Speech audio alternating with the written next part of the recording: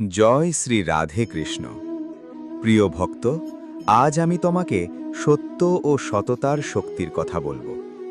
এই পৃথিবীতে অনেক মানুষ ধন, ক্ষমতা আর সম্মানের পেছনে ছুটে বেড়ায়, কিন্তু তারা ভুলে যায় সত্য ছাড়া কোনো সাফল্য দীর্ঘস্থায়ী হয় না। মনে রেখো, মিথ্যা কিছু সময়ের জন্য তোমাকে জয়ী দেখাতে পারে, কিন্তু সত্য চিরকাল তোমাকে সম্মান এনে দেয়। যখন কেউ তোমার সঙ্গে অন্যায় করবে, তখন তুমিও অন্যায়ের পথ বেছে নিও না, কারণ অন্যের ভুলকে নিজের চরিত্রে স্থান দেওয়া বুদ্ধিমানের কাজ নয়। সততা এমন একটি সম্পদ যা কেউ চুরি করতে পারে না।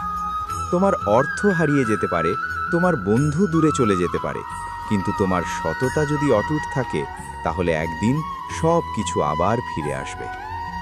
আমি কুরুক্ষেত্রে অর্জুনকে বলেছিলাম, ধর্মের পথে চলো, ফলের চিন্তা করো না, কারণ সত্যের পথ কঠিন হলেও তার শেষ গন্তব্য শান্তি ও বিজয়। যে মানুষ প্রতারণা করে সে হয়তো কিছু সময়ের জন্য লাভ পায়, কিন্তু তার নিজের মন তাকে কখনো শান্তিতে থাকতে দেয় না। আর যে মানুষ সত্যবাদী, সে কষ্টের মধ্যেও মাথা উঁচু করে বাঁচতে পারে।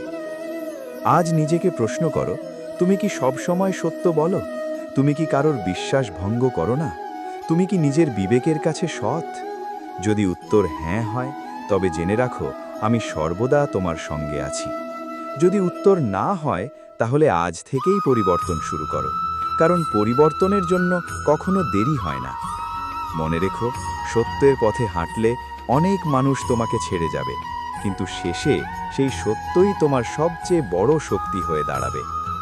অন্যের ক্ষতি করে কখনো নিজের সুখ গড়ো না, কারণ কর্মের বিচার একদিন অবশ্যই হবে।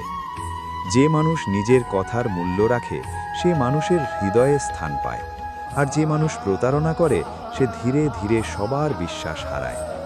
তাই আজ একটি প্রতিজ্ঞা করো, আমি সত্য বলবো, আমি সৎ পথে চলব, আমি কারো সঙ্গে প্রতারণা করব না, আমি আমার কর্ম দিয়ে নিজের পরিচয় গড়ব।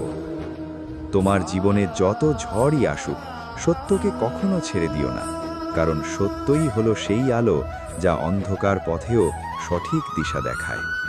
আমি শ্রীকৃষ্ণ তোমাকে আশীর্বাদ করছি, তোমার হৃদয়ে সত্যে ভরে উঠুক, তোমার জীবন সততায় আলোকিত হোক। রাধে রাধে। জয় শ্রীকৃষ্ণ।